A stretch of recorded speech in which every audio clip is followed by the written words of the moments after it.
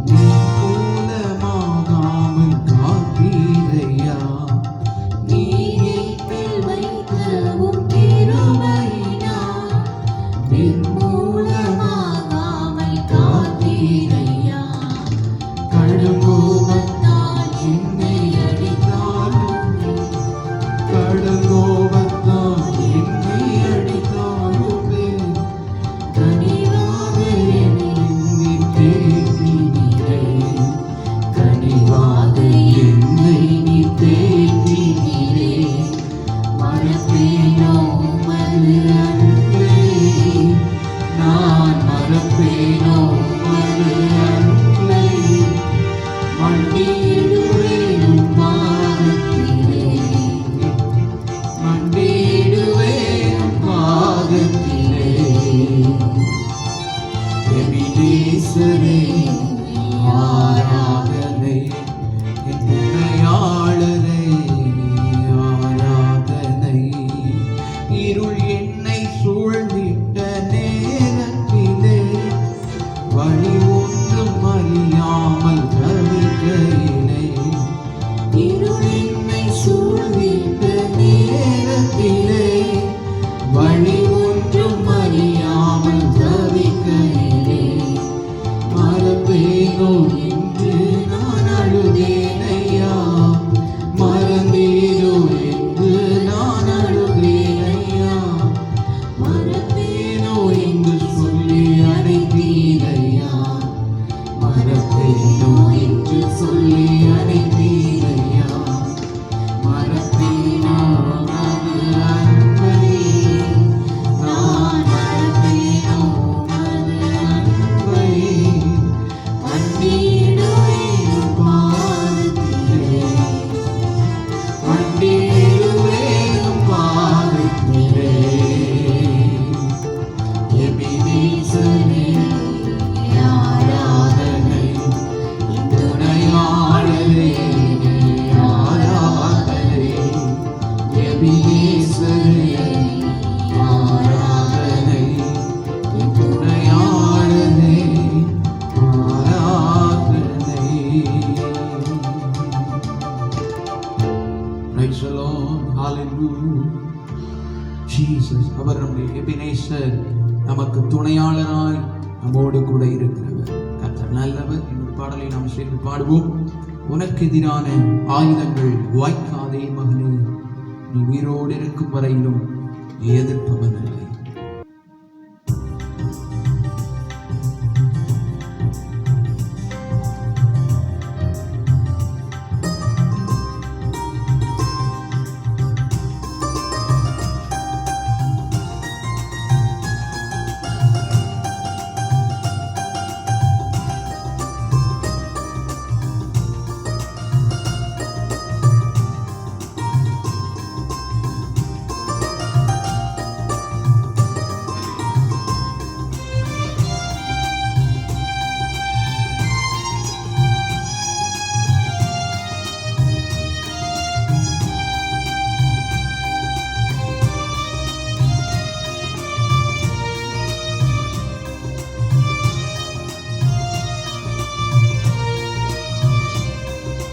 உனக்கெதிரான ஆயுதங்கள் வாய்க்காதே மகனே, உனக்கெதிரான ஆயுதங்கள் வாய்க்காதே மகனே, நீ உயிரோடு இருக்கும் வரையும் எதிர்ப்பவன் இல்லை, நீ உயிரோடு இருக்கும் வரையும் எதிர்ப்பவன் இல்லை.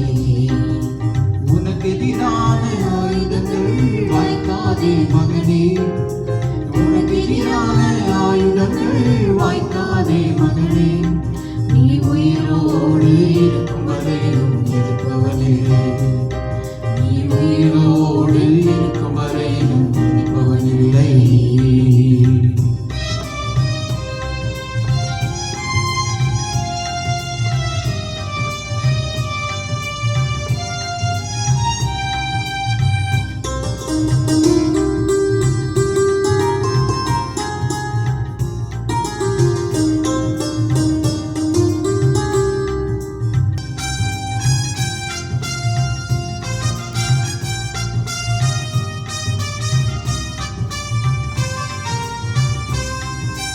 உன்னை நான் காப்பாற்றி அடிக்கடி தண்ணீர் பாய்ச்சிடுவேன், உன்னை நான் காப்பாற்றி அடிக்கடி தண்ணீர் பாய்ச்சிடுவேன், இரவினிலும் பகலினிலும் சேதமில்லாமல் காத்திடுவேன், இரவினிலும் பகலினிலும் சேதமில்லாமல் காத்திடுவேன். உன்னை கொண்டு மலைகளையும் குன்றுகளை நான் தகர்த்திடுவேன், உன்னை கொண்டு மலைகளையும் குன்றுகளை நான் தகர்த்திடுவேன். நீ உயிரோடு இருக்கும் வரையிலும் எதிர்ப்பவன் இல்லை, நீ உயிரோடு இருக்கும் வரையிலும் எதிர்ப்பவன் இல்லை.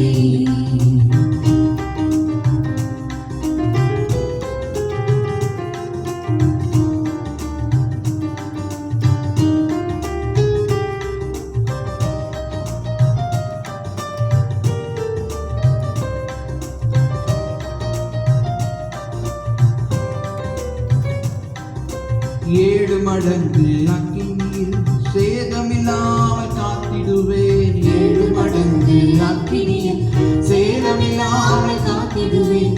ஒரு வழியாய் வந்தவர்கள் 7 வழியாய் ஓடச் செய்வேன். ஒரு வழியாய் வந்தவர்கள் 7 வழியாய் ஓடச் செய்வேன். உன்னை கொண்டு செய்ய நினைத்தது தடை செய்ய யாருமில்லை. உன்னை கொண்டு செய்ய நினைத்தது தடை செய்ய யாருமில்லை. நீ உயிரோடு இருக்கும் வரையிலும் ஜெயிப்பவரில்லை. நீ உயிரோடு இருக்கும் வரையிலும் ஜெயிப்பவன் இல்லை. உனக்கு எதிரான ஆயுதங்கள் வாய்க்காதே மகனே. உனக்கு எதிரான ஆயுதங்கள் வாய்க்காதே மகனே. நீ உயிரோடு இருக்கும் வரையிலும் ஜெயிப்பவன் இல்லை. நீ உயிரோடு இருக்கும் வரையிலும் ஜெயிப்பவன் இல்லை.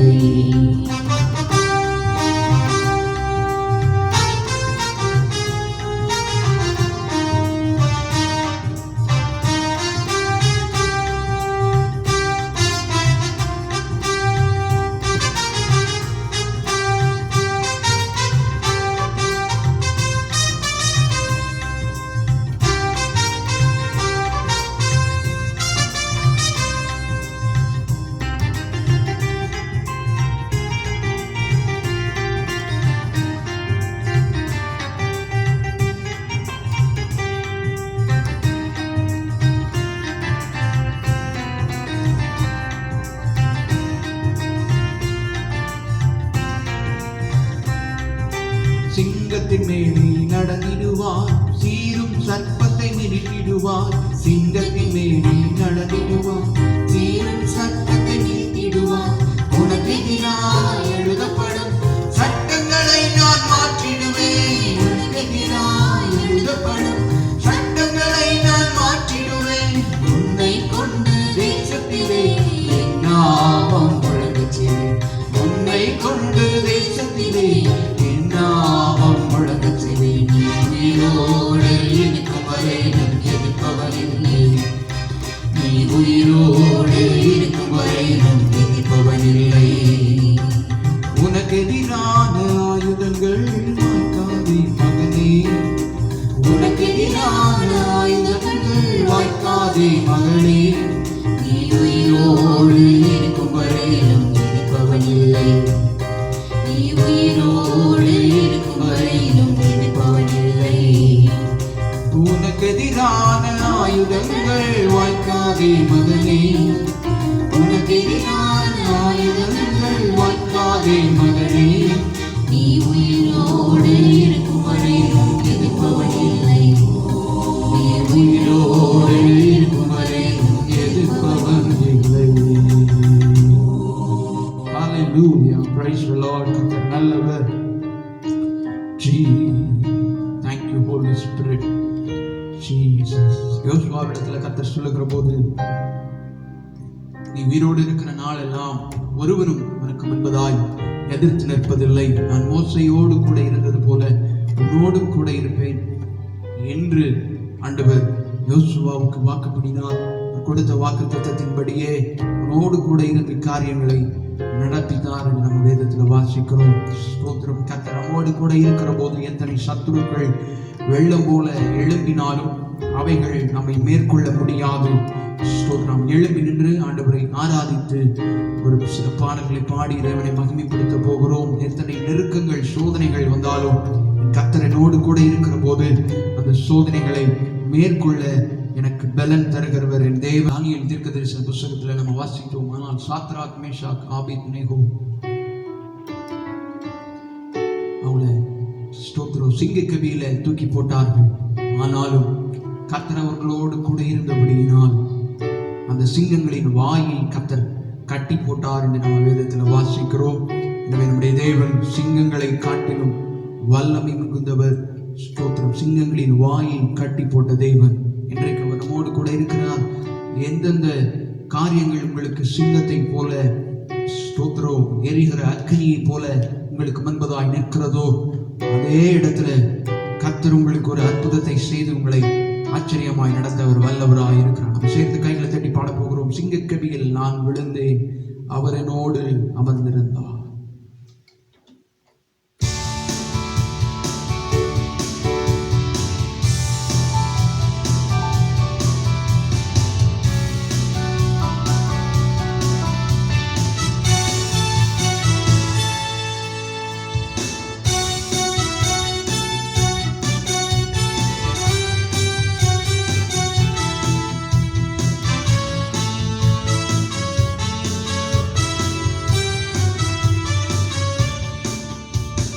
சிங்கக்கேபியில் நான் விழுந்தேன், அவர் என்னோடு அமர்ந்திருந்தார்.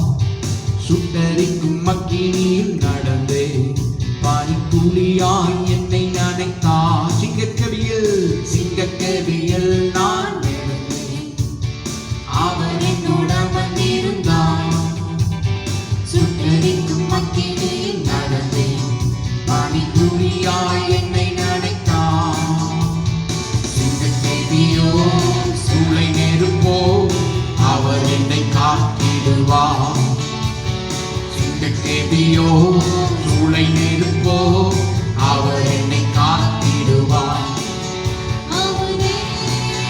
என்னை காண்பவர் அவரே, என்னை காண்பவர் அவரே, என்னை காப்பவர் அவரே, என்னை காண்பவர். சிங்கக்கேபியோ சூளை நெருப்போ அவர் என்னை காத்திடுவார். சிங்கக்கேபியோ சூளை நெருப்போ அவர் என்னை காத்திடுவார்.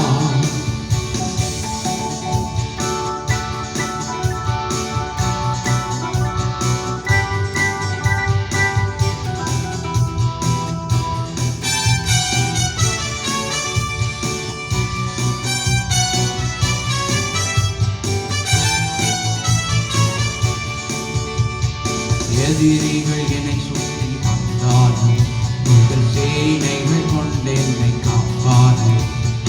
எதிரிகள் என்னை சுற்றி வந்தாலும் உங்கள் சேனைகள் கொண்டு என்னை காப்பார்கள். ஆவியினால் யுத்தம் வெல்வேனே, சாத்தானை சமுத்திரம் விழுங்குமே. ஆவியினால் யுத்தம் வெல்வேனே, சாத்தானை சமுத்திரம் விழுங்குமே. அவரே என்னை காண்பவர் அவரே, என்னை காப்பவர் அவரே, என்னை காப்பவர் அவரே, என்னை காண்பவர். சிங்கக்கேபியோ சூளை நெருப்போ அவர் என்னை காத்திடுவார். சிங்கக்கேபியோ சூளை நெருப்போ அவர் என்னை காத்திடுவார்.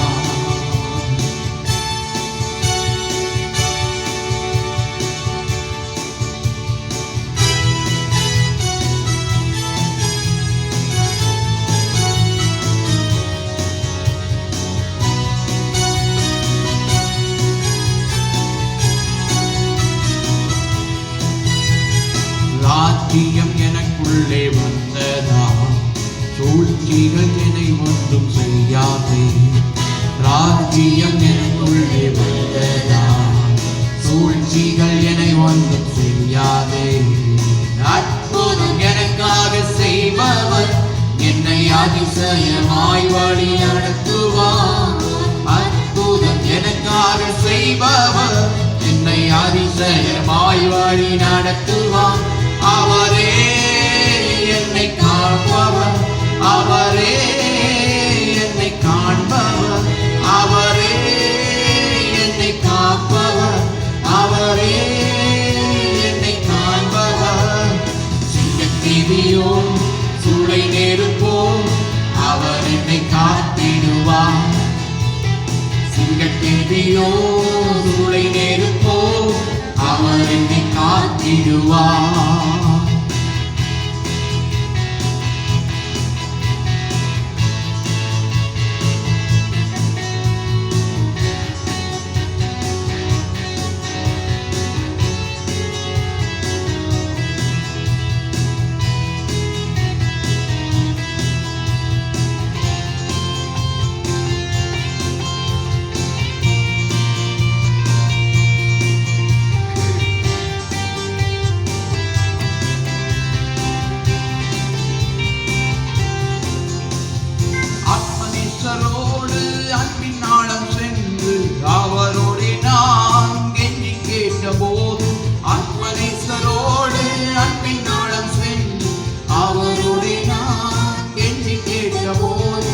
அபிஷேக நதி என்னில் பாய்ந்து வந்தது, ஆனந்தத்தினால் என்னை அபிஷேகித்தார். அபிஷேக நதி என்னில் பாய்ந்து வந்தது, ஆனந்தத்தினால் என்னை அபிஷேகித்தார். அன்பே நிரப்பும் உயிரே நிரப்பும் பலனே நிரப்பும் இனிதே நிரப்பும் அன்பே நிரப்பும் உயிரே நிரப்பும் பலனே நிரப்பும் இனிதே நிரப்பும். ஆத்மனேஸ்வரோடு உன்னதங்கள் சென்று மெய்மறந்து நான் அவர் மார்பில் சாய்ந்த போது, ஆத்மனேஸ்வரோடு உன்னதங்கள் சென்று மெய்மறந்து நான் அவர் மார்பில் சாய்ந்த போது, மகிமையின் ஒளியை என்னில் வீச செய்தார். மறுரூபம் மகிமையின் ஒளியை என்னில் வீச செய்தார். மகிழ்ச்சியினால் எங்கள் உள்ளம் துள்ளுதே.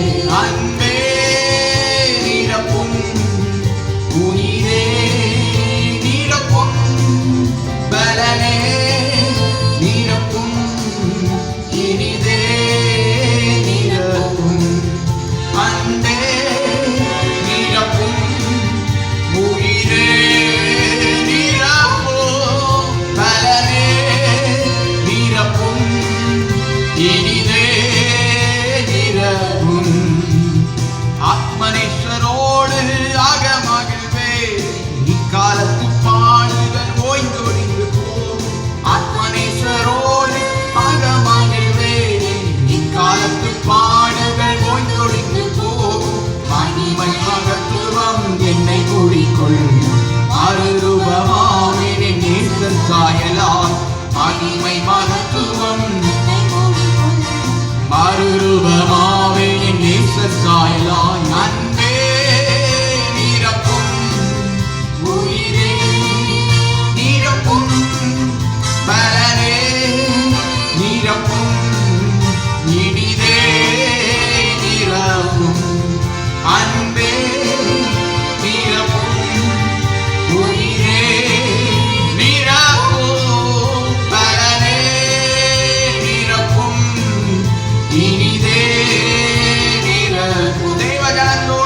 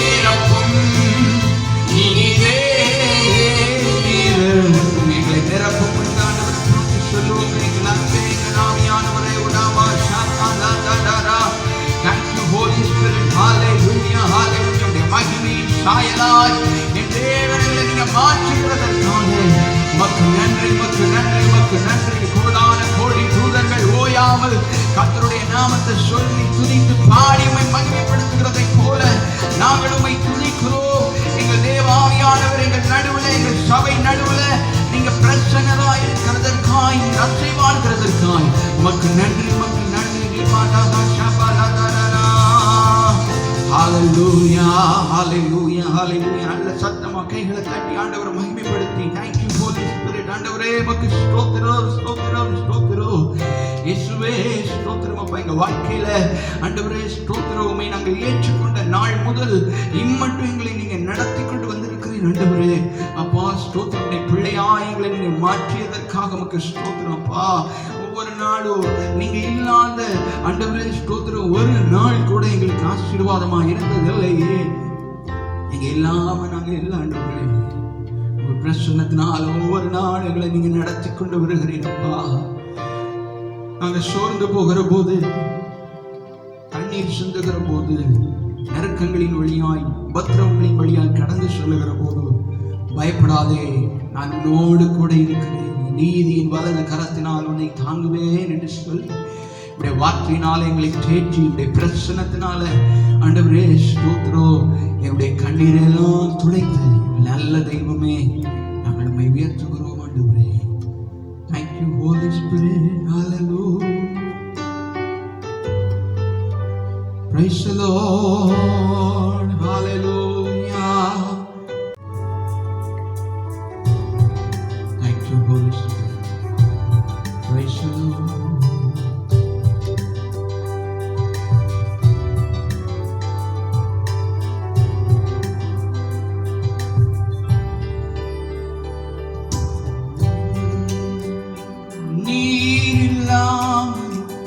நான் இல்லையே, நீ சொல்லாமல் உயர்வு இல்லையே.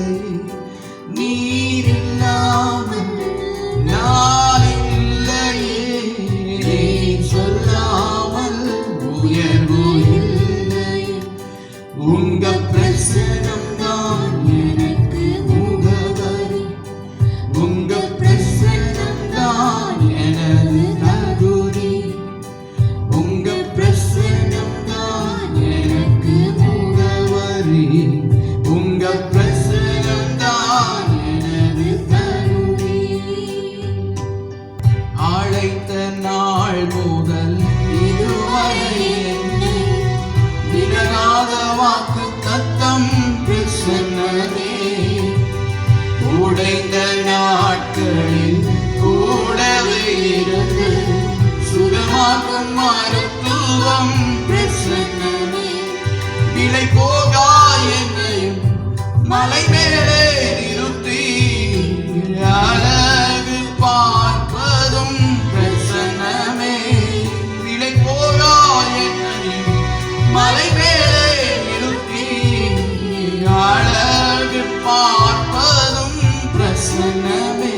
உங்க பிரசனம் தான் எனது முகவரி, உங்க பிரசனம் தான் எனது தகுதி, உங்க பிரசனம் தான் எனது முகவரி, உங்க பிரசனம் தான் எனது தகுதி. கல்வி அறிவும் பல்கலை சான்றும் இல்லாமல் பயன்படுத்தும் பிரசன்னமே. அழைக்கப்பட்டே நியமிக்கப்பட்டே நிரூபிப்பதும் பிரசன்னமே. பிற பாஷை பேசுவோம், பிற தேசம் பாடுவோம், என்னை வேண்டி கேட்பதும் பிரசன்னமே. பிற பாஷை பேசுவோம், பிற தேசம் பாடுவோம், என்னை வேண்டி கேட்பதும் பிரசன்னமே. உங்க பிரசனம் தான் எனது முகவரி, உங்க பிரசனம் தான் எனது தகுதி, உங்க பிரசனம் தான்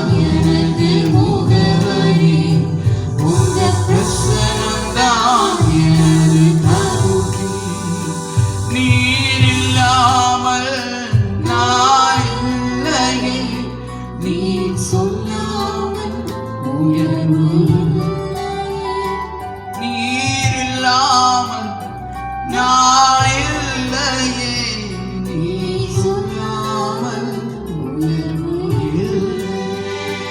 உங்க பிரசனம் தான் எனது முகவரி, உங்க பிரசனம் தான் எனது தகுதி, உங்க பிரசனம் தான் எனது முகவரி, உங்க பிரசனம் தான் எனது தகுதி, உங்க பிரசனம் தான் எனது முகவரி, உங்க பிரசனம் தான் எனது தகுதி, உங்க பிரசனம் தான் எனது முகவரி, உங்க பிரசனம் தான் எனது தகுதி.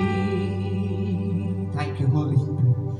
பிரசனம் தான் ஆண்டவரே ஸ்தோத்திரம். இன்றும் எங்களை உயிர்ப்புடன் வைத்திருக்கிறதுப்பா. எங்களுக்குரிய அடையாளமே பரிசுத்த ஆவியானவர் நீர் எங்களோடு கூட இருக்கிறதே. ஸ்தோத்திரம். இன்றைக்கும் கர்த்தர் எங்களோடு கூட இருக்கிறபடியால் மக்கள் நன்றி செலுத்துகிறோம். ஆண்டவரே ஸ்தோத்திரம். எத்தனை எதிர்ப்புகள், சோதனைகள், சோர்வுகள், பலவீனங்கள் வந்தாலும் எங்கள் ஆண்டவர் எங்களோடு கூட இருப்பீரானால் அவைகளை மேற்கொண்டு ஜெயம் எடுக்க எங்களால் முடியும் என்பதை நாங்கள் நம்புகிறோம். எங்கள் வாயினால் நாங்கள் அறிக்கையிடுகிறோம். அப்பா, எங்கள் பலவீனங்களை காட்டிலும், எங்களுக்கு இருக்கிற சோர்வுகளை காட்டிலும் அவைகளில் எங்களுக்கு உதவி செய்கிற தேவன் பெரியவனாயிருங்கள். ஆண்டவரே ஸ்தோத்திரம். எல்லா சோர்வுகளுக்கு நீங்க விலக்கி பாதுகாக்கிறதற்காக எமக்கு நன்றி அப்பா. ஜீசஸ்.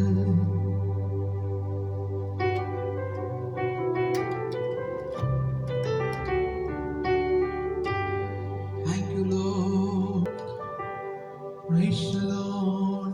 ஆராதனை உமக்கே, ஆராதனை, ஆராதனை உமக்கே, ஆராதனை, ஆராதனை உமக்கே, ஆராதனை, ஆராதனை உமக்கே,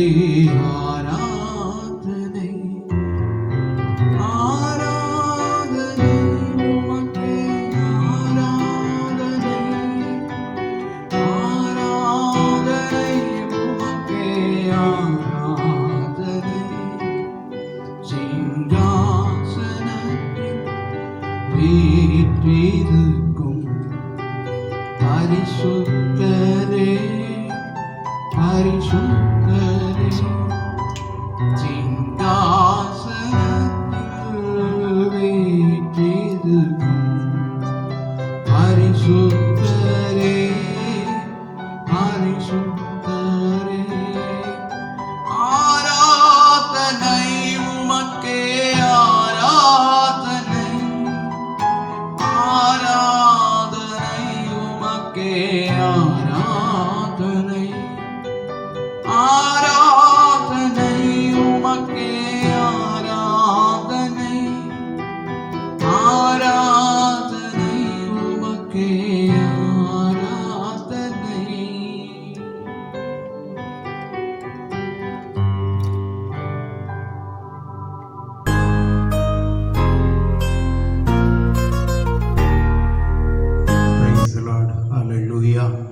கிறிஸ்துவுக்குள் பிரியமுள்ள சகோதர சகோதரிகளே, மீண்டுமாய் உங்களை இந்த யூடியூப் செய்தி வழியாக சந்திப்பதிலே கர்த்தருக்குள் மகிழ்ச்சி அடைகின்றேன்.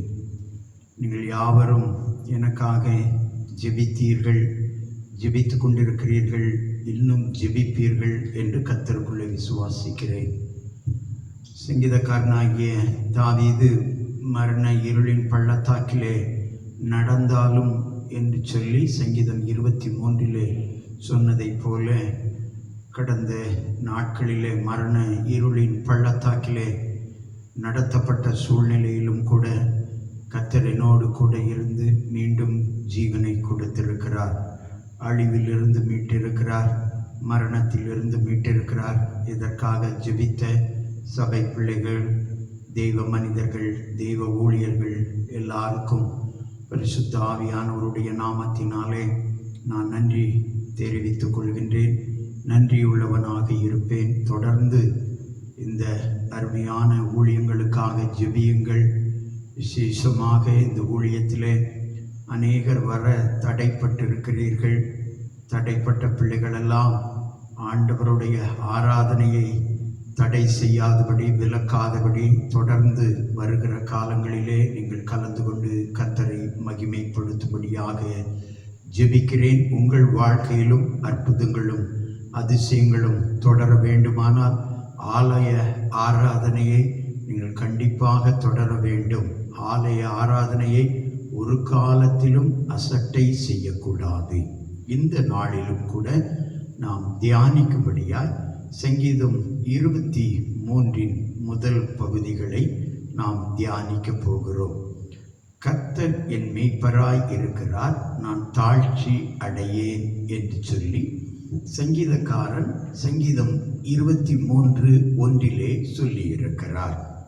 எனக்கு அன்பான தேவனுடைய பிள்ளைகளே, அதனுடைய ஆங்கில வேத புத்தகத்திலே The Lord is my shepherd, I shall not want என்று போடப்பட்டிருக்கிறது. இந்த want என்பதற்கு நீங்கள் அநேக அர்த்தங்களை டிக்ஷனரியிலே பார்க்க முடியும். ஆனால் சங்கீதக்காரன் சொல்லுகிறான், இந்த குறைகள் எல்லாம் அவனுடைய வாழ்க்கையிலே வராது என்று நம்புகிறான். காரணம் என்ன தெரியுமா? கர்த்தர் அவனுடைய மேய்ப்பராய் இருக்கிறார், கர்த்தர் அவனை மேய்க்கிறார் என்று சொல்லப்பட்டிருக்கிறது. ஒரு மனிதன் பழைய வாழ்க்கையிலிருந்து புதிய வாழ்க்கைக்குள்ளே வருவானானால் நிச்சயமாகவே கர்த்தர் அவனை ஆசீர்வதித்து உயர்த்துவார். அப்போஸ்தலனாகிய பரிசுத்த பவுல் 2 கொரிந்தியர் 5:17 நாம் வாசிக்கும்படியாக கேட்கலாம். இப்படி இருக்க ஒருவன் கிறிஸ்துவுக்குள் இருந்தால் புது சிருஷ்டியாய் இருக்கிறான், பழையவைகள் ஒழிந்து போயின, எல்லாம் புதிதாயின. பாருங்கள், அப்போஸ்தலனாகிய பரிசுத்த பவுல் சொல்லுகிறார், ஒருவன் கிறிஸ்துவுக்குள் இருந்தால் ஒரு புது சிருஷ்டியாய் இருக்கிறான், பழையவைகள் ஒழிந்து போயின. பழைய வாழ்க்கையிலே இல்லாமை இருந்திருக்கலாம், குறைகள் இருந்திருக்கலாம், வாழ்க்கையிலே பற்றாக்குறை இருந்திருக்கலாம், பஞ்சம் இருந்திருக்கலாம், தேவைகள் இருந்திருக்கலாம், ஏழ்மை இருந்திருக்கலாம், வறுமை இருந்திருக்கலாம், விருப்பம் நிறைவேறாமல் இருந்திருக்கலாம். ஆனால் பாருங்க, ஒருவன் கர்த்தருக்குள்ளே வந்து விட்டால், கர்த்தரை தன் மேய்ப்பராக ஏற்றுக்கொண்டு விட்டால், இந்த குறைகள் எல்லாம் இல்லாதபடி அவன் ஒரு புது மனிதனாக, ஒரு புது சிருஷ்டியாக மாறிவிடுவான். மனிதன் உருவாக்கப்பட்ட விதம் 4 விதத்திலே மனிதன் உருவாக்கப்பட்டான். முதலாவது, ஆண்டவர் மண்ணினாலே ஆதாமை உருவாக்கினார். இரண்டாவது, ஆதாமின் எலும்பிலிருந்து ஏவாளை உருவாக்கினார். மூன்றாவது, ஆதாமும் ஏவாளும் இணைந்து, அதாவது திருமண பந்தம், அந்த உறவுக்குள்ளே சந்ததி உருவாக்கப்பட்டது. நான்காவதாக, பரிசுத்த ஆவியானவர் மனிதனை உருவாக்கினார். பரிசுத்த ஆவியினாலே உண்டானது.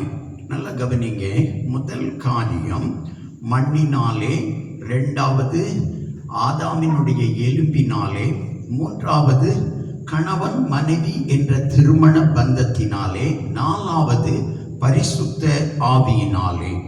நீங்கள் ஆண்டவர் தம்மை போல இருக்க வேண்டும் என்று சொல்லி நினைத்தார்.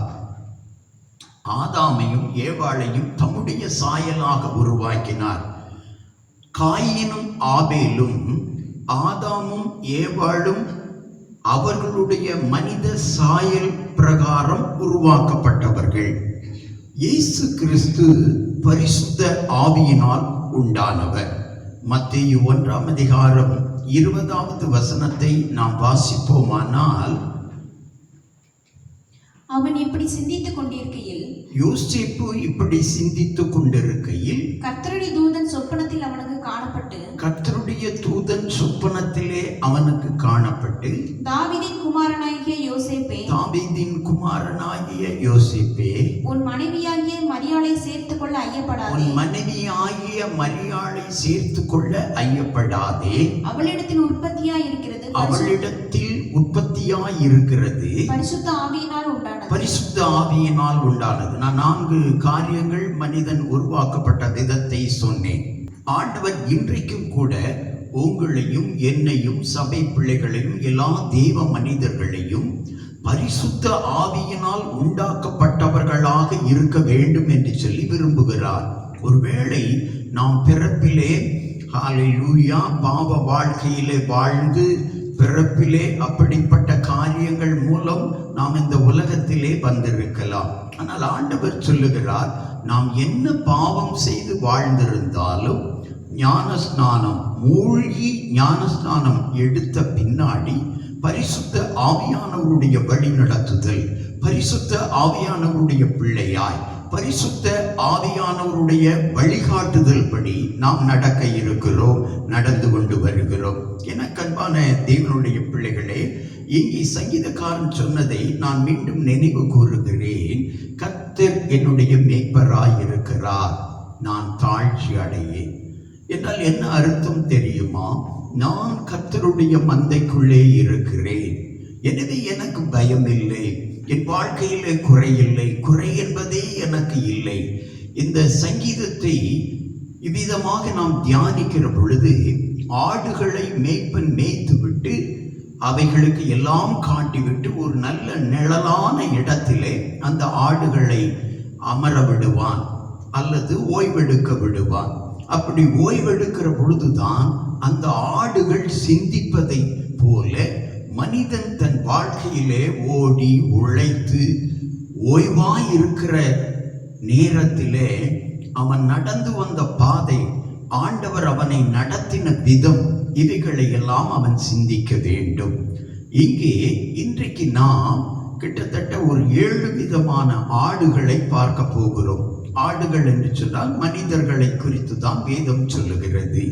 எசேக்கியேல் தீர்க்கதரிசியினுடைய புஸ்தகம் 34ஆம் அதிகாரம் 31வது வசனத்தை நாம் வாசிக்கலாம்.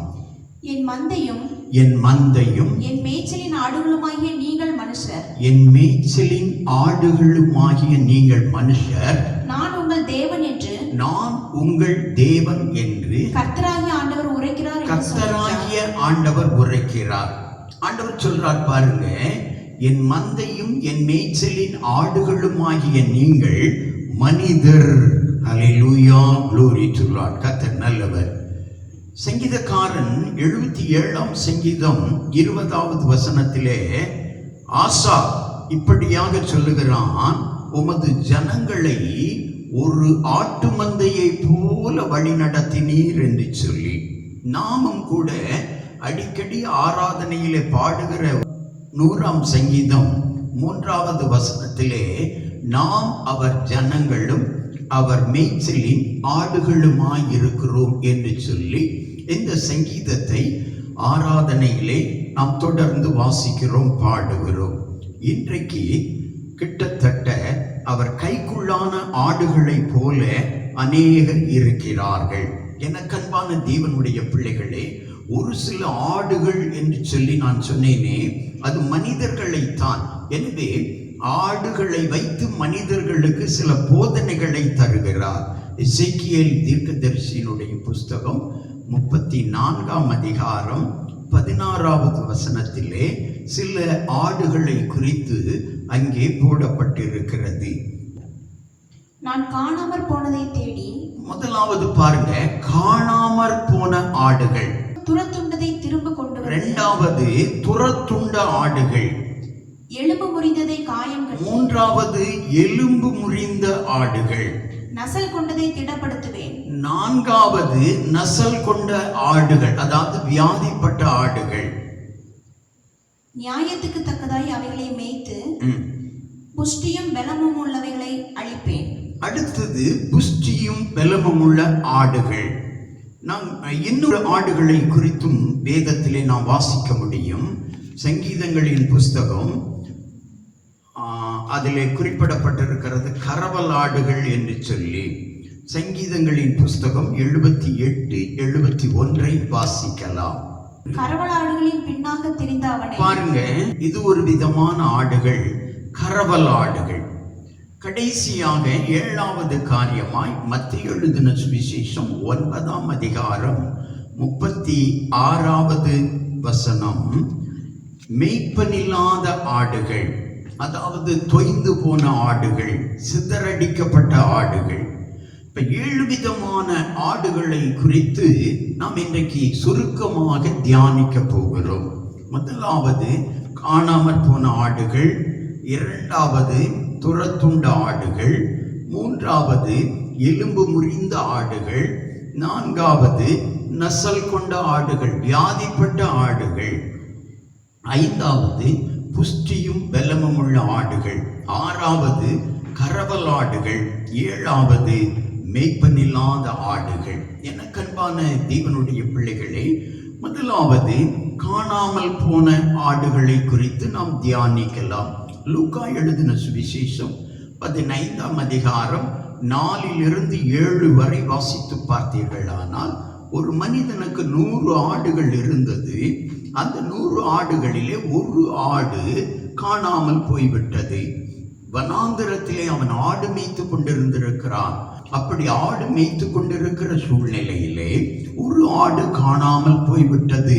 என கண்பான தேவனுடைய பிள்ளைகளே, நம்முடைய வாழ்க்கை கூட வனாந்திரமான வாழ்க்கை தான். வனாந்திரமான வாழ்க்கையிலே சில வேளைகளிலே நாம் ஆவிக்குரிய வழியை விட்டு விலகி தொலைந்து போய்விடுகிறோம். ஆண்டவர் எனக்கு என்ன செய்தார், ஆண்டவர் என் பிள்ளைகளுக்கு என்ன செய்தார் என்று சொல்லி நாம் வழியை விட்டு தொலைந்து போகிறோம்.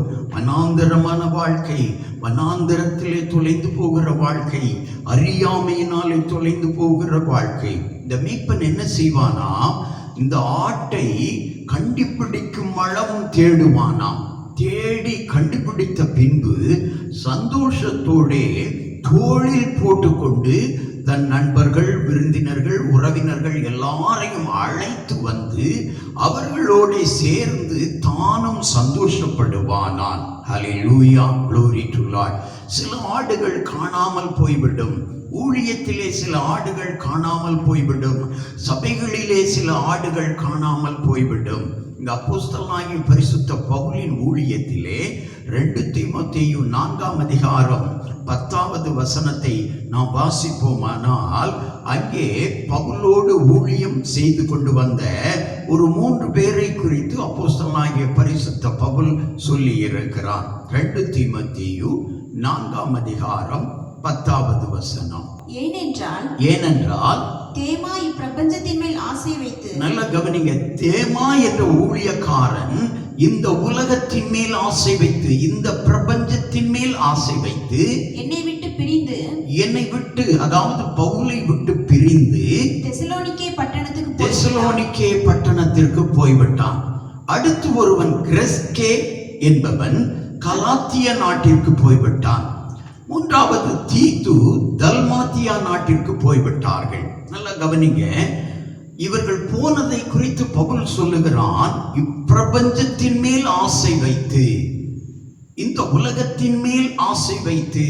நாம் கூட சில வேளைகளிலே ஞாயிற்றுக்கிழமைகளிலே உலக காரியங்கள் இருக்கிறது என்று சொல்லி ஞாயிற்றுக்கிழமை ஆராதனைக்கு வருவதை நாம் நிறுத்தி விடுகிறோம். காரணம் என்ன? உலக காரியங்களுக்கு முக்கியத்துவம் கொடுக்கிறோம். ஹல்லேலூயா, glory to Lord. இந்த காணாமல் போன ஆடுகளை தேடி ஆண்டவர் இன்றைக்கும் மனதுருகி கொண்டிருக்கிறார். 2வது ஆடு துரத்துண்ட ஆடுகள். இந்த துரத்தப்பட்ட ஆடுகள் எதை குறிக்கிறது என்று சொன்னால், துரத்தப்பட்ட சூழ்நிலையிலே வேதனை, சோதனை, நெருக்கம், தோல்வி, ஏமாற்றம், இப்படிப்பட்ட ஆடுகளை ஆண்டவர் அழைத்து வந்து சரியான பாதையிலே நடத்துகிறார். ஒருவேளை உங்கள் வாழ்க்கையிலே நீங்கள் யாராலும் துரத்தப்பட்டவர்களாக இருக்கலாம், அல்லது எவராவது உங்களை துரத்தி விட்டு இருக்கலாம். ஊழியத்திலே, குடும்பத்திலே அல்லது வாழ்க்கையிலே யாராவது உங்களை துரத்தி விட்டு இருக்கலாம். இன்றைக்கு ஆண்டவர் சொல்லுகிறார், அப்படி துரத்தப்பட்ட சூழ்நிலையிலே இருக்கிற உங்களை பார்த்து அழைக்கிறார் ஆண்டவர், அழைத்து வருவார் ஆண்டவர், மீண்டும் சரியான பாதையிலே நடத்துவார். மூன்றாவது ஒரு ஆடு எலும்பு முறிந்த ஆடு. இது காயப்பட்ட மனிதன்.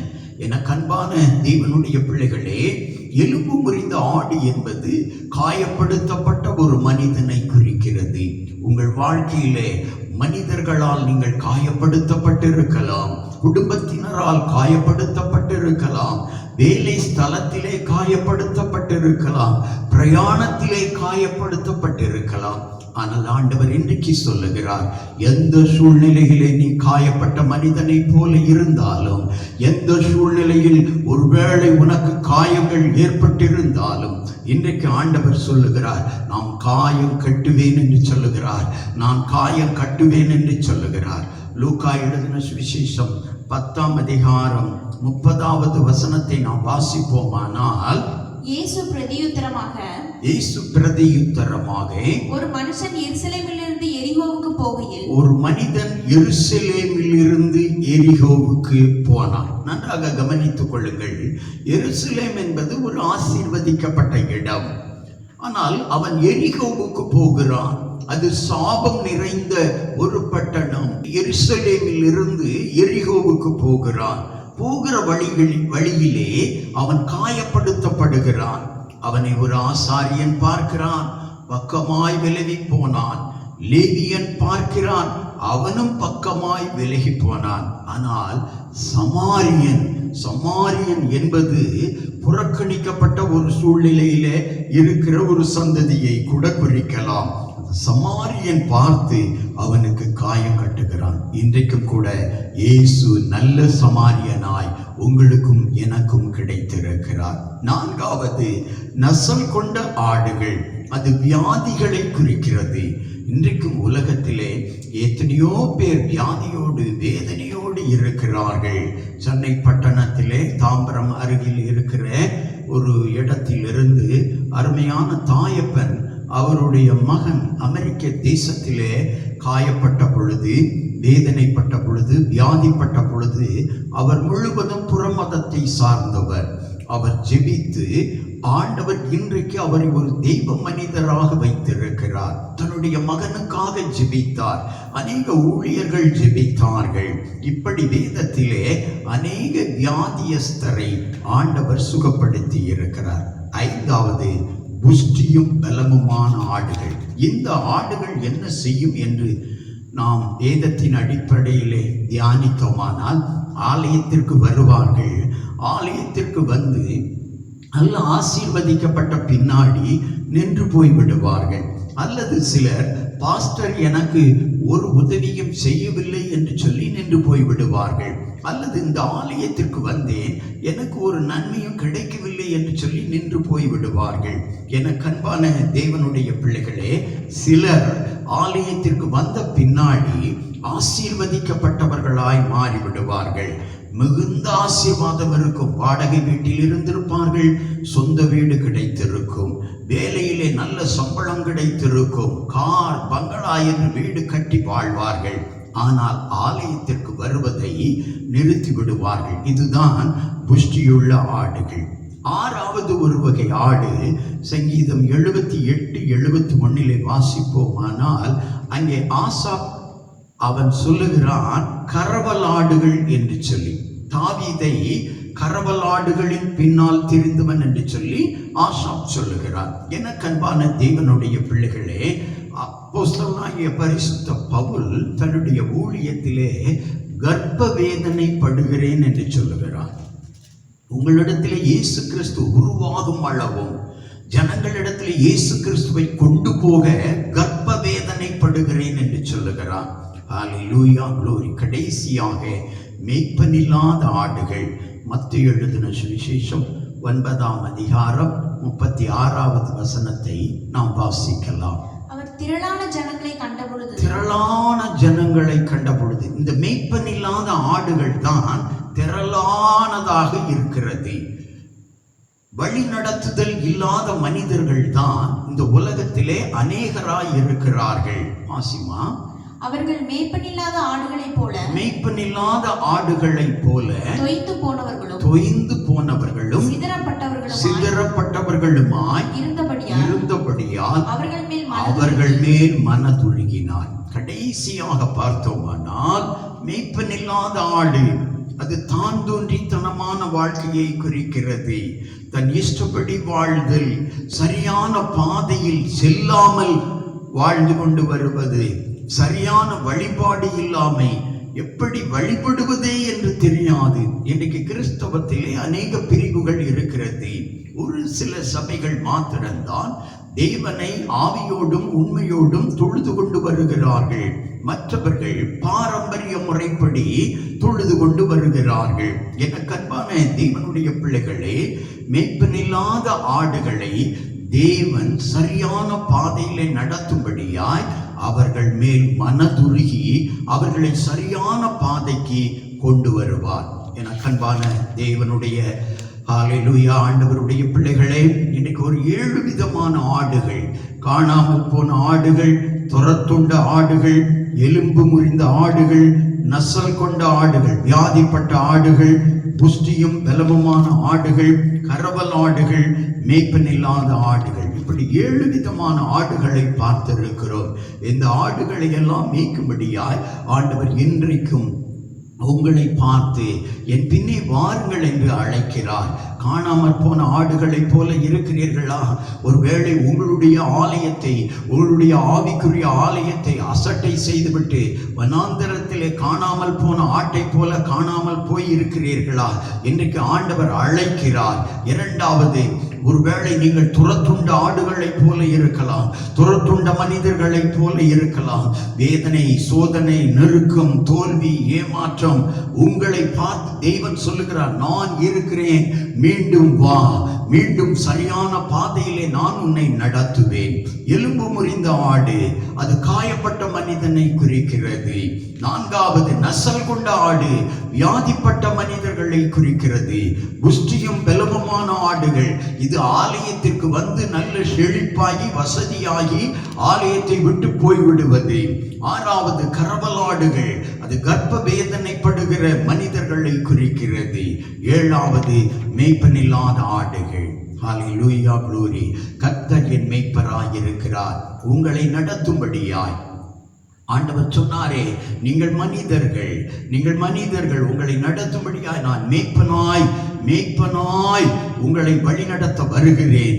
எனக்கன்பான தேவனுடைய பிள்ளைகளே, நீங்கள் இன்றைக்கு காணாமற் போன மனிதர்களைப் போல இருக்கலாம். ஆண்டவர் அழைக்கிறார், வாருங்கள் வாருங்கள் வாருங்கள் வாருங்கள், ஆவிக்குரிய வாழ்க்கைக்கு வாருங்கள் என்று சொல்லி அழைக்கிறார். கண்களை மூடி ஜெபிக்கலாம். எங்களை அளவுக்கு அதிகமாய் நேசிக்கிற தகப்பனே, எங்கள் சபை பிள்ளைகளுக்காக ஜெபிக்கிறோம். இம்மட்டுமாய் ஆண்டவரே, அவர்கள் போதகராயே எனக்கு ஜெபித்திருக்கிறார்கள், ஜெபித்துக் கொண்டிருக்கிறார்கள். அவர்களுக்கு நன்றி செலுத்துகின்றேன் ஐயா. பரிசுத்த ஆவியானவர் எனக்கு தந்த ஜீவனுக்காய் நன்றி அப்பா. மரண பள்ளத்தாக்கில் இருந்து மீட்டு கொடுத்ததற்காய் ஸ்தோத்திரம். இன்றைக்கும் காணாமல் போன ஆடுகள் போல சில மனிதர்கள் உண்டு அப்பா. அவர்களை மீண்டும் ஆவிக்குரிய வாழ்க்கைக்கு கொண்டு வாரும். துரத்துண்ட ஆடுகள், அநேகர் துரத்தப்பட்ட சூழ்நிலையில் வேதனையோடு, சோதனையோடு, நெருக்கத்தோடு இருக்கலாம். அவர்களை மீண்டும் ஆண்டவரை கொண்டு வாரும். எலும்பு முறிந்த ஆடு, காயப்பட்ட மனிதன், காயப்படுத்தப்பட்ட மனிதன், வாழ்க்கையிலே, குடும்பத்திலே, வேலை ஸ்தலத்திலே அல்லது நண்பர்கள் மத்தியிலே ஏதோ ஒரு சூழ்நிலையிலே நீ காயப்படுத்தப்பட்டிருக்கலாம். எனக்கு அன்பான தெய்வ மனிதனே, தெய்வ மனுஷியே, நீ காயப்படுத்தப்பட்ட சூழ்நிலையை பார்க்காதே. கர்த்தர் உன் காயத்தை கட்ட ஆயத்தமாய் இருக்கிறார். வா மகனே, வா. அன்றைக்கு நல்ல சமாரியனை போல ஆண்டவர் இன்றைக்கும் உன் காயத்தை கட்டுவதற்கு ஆயத்தமாய் இருக்கிறார். நசல் கொண்ட ஆடு வியாதியோடு, வேதனையோடு, மரண பள்ளத்தாக்கிலே நடந்தாலும் நான் பொல்லாப்புக்கு பயப்படேன் என்று சொல்லி சங்கீதக்காரன் சொன்னதை போல வியாதி கொண்ட மனிதர்களாக இருக்கலாம். இன்னும் உங்கள் பிள்ளைகளுக்கு, உன் கணவனுக்கு, உன் மனைவிக்கு வியாதி வந்து வேதனைப்படுத்தி கொண்டு இருக்கலாம். இன்னைக்கு ஆண்டவர் அழைக்கிறார், இருக்கரம் நீட்டி, மகனே, மகளே, என்னிடத்தில் வா, நான் சுகமாக்குவேன், நானே உன் பரிகாரியாகிய கர்த்தர். எகிப்திலே வந்த வியாதிகள் ஒன்றும் உனக்கு வராது, மற்றவர்களுக்கு வந்த வியாதிகள் ஒன்றும் உனக்கு வராது. ஆண்டவர் அழைக்கிறார்.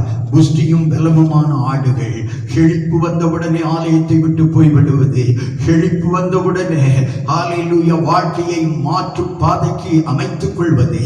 இன்னைக்கு ஆண்டவர் மீண்டும் அழைக்கிறார்.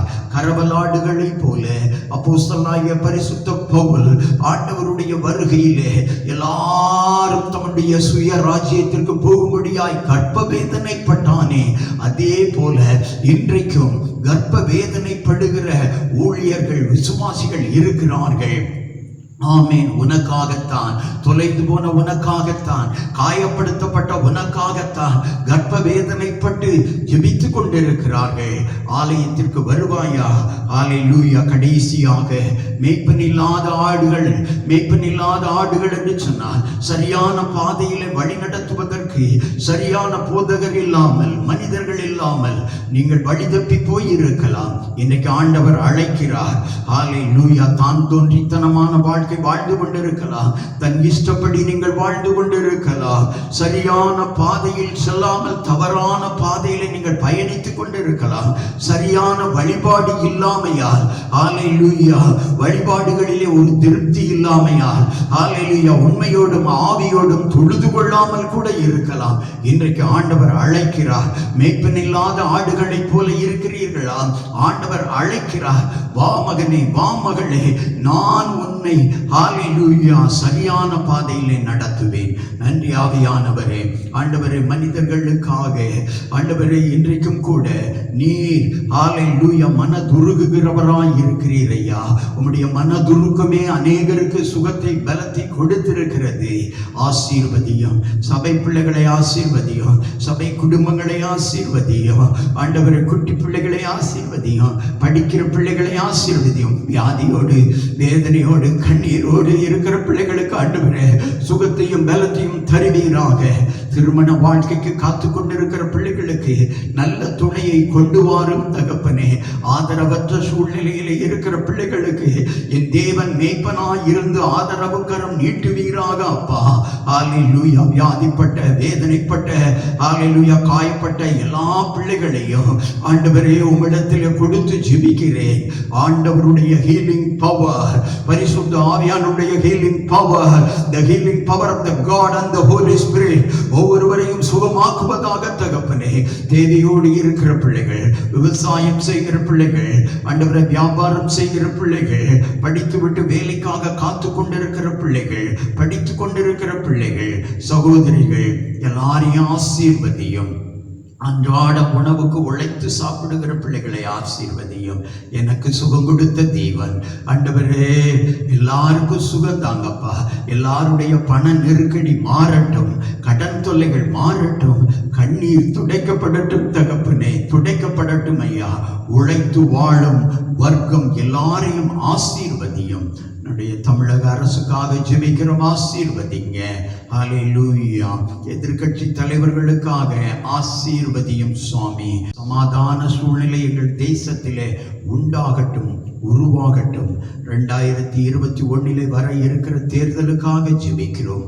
கர்த்தருக்கு சித்தமான பரிசுத்தமுள்ள பிள்ளைகளை கர்த்தர் தெரிந்தெடுத்து எங்களுக்கு தரும்படியாக ஜெபிக்கிறோம் ஐயா. எங்கள் பகுதி மழை இல்லாமல் இருக்கிறது ஆண்டவரே. ஒரு பகுதியிலே மழை பெய்கிறது. இங்கே இருக்கிற விவசாயிகளின் நிலைமை ஆண்டவரே கண்ணீரோடு இருந்து கொண்டிருக்கிறது அப்பா. இங்கே இருக்கிற விவசாயிகளை கண்ணோக்கி பார்த்து ஆண்டவரே நல்ல மழையை தாரும். மருத்துவமனையிலே சுகவீனமாய் இருக்கிற பிள்ளைகளுக்கு சுகத்தை கொடுத்து வீட்டிற்கு சந்தோஷமாய் அனுப்புவீராக. மருத்துவ பணிகளிலே ஈடுபட்டிருக்கிற பிள்ளைகளை ஆசீர்வதியும். தொடர்ந்து வழி நடத்தும் ஆவியானவர் எங்களோடு இருப்பதற்காய், எங்களை நடத்துவதற்காய் ஸ்தோத்திரம், ஸ்தோத்திரம், ஸ்தோத்திரம். இயேசு கிறிஸ்துவின் நாமத்தில் ஜெபிக்கிறோம் ஜீவனுள்ள பிதாவே, ஆமென். என் ஆத்துமாவே கர்த்தரை ஸ்தோத்திரி, என் முழு உள்ளமே அவருடைய பரிசுத்த நாமத்தை ஸ்தோத்திரி. என் ஆத்துமாவே கர்த்தரை ஸ்தோத்திரி, கர்த்தர் செய்த சகல உபகாரங்களையும் மறவாதே. ஆமென், ஆமென்.